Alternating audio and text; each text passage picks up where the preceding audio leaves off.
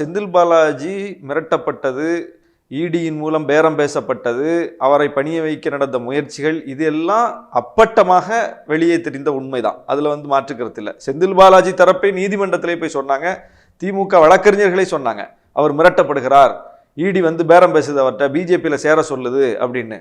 ஆனா அவங்களால அதை செய்ய முடியல, தோற்று போயிட்டாங்க. அதுல செந்தில் பாலாஜி காட்டிய உறுதி உண்மையிலே ஒரு பெரிய விஷயம்தான். அது அரசியல்ல நம்ம ஏன் இவ்வளவு சிரமப்படணும், இப்ப அவங்க சொல்றதை கேட்டுக்கோம், பின்னாடி என்னன்னு பார்த்துக்கலாம் அப்படின்னு ஒரு சமரசத்துக்கு கூட அவர் வரலையே.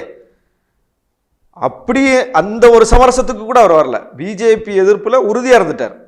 தேர்தல் களத்துல திமுக தலைமை என்ன ஆணையிடுகிறதோ அதை ஏற்று பிஜேபியை ஒண்ணுமில்லாம ஆக்கக்கூடிய வேலையை மிக சிறப்பா செய்தார். அதுல எதுவும் விட்டு கொடுக்கல அவரு, அதுல காம்ப்ரமைஸ் பண்ணிக்கல, களத்துல எதுவும் காம்ப்ரமைஸ் பண்ணிக்கல, சிறைக்கு போன பிறகு காம்ப்ரமைஸ் பண்ணிக்கல, சட்டப்படி மட்டுமே இன்னைக்கு போராடி வெளியே வந்திருக்கிறார். இது ஒரு மிகப்பெரிய வெற்றி.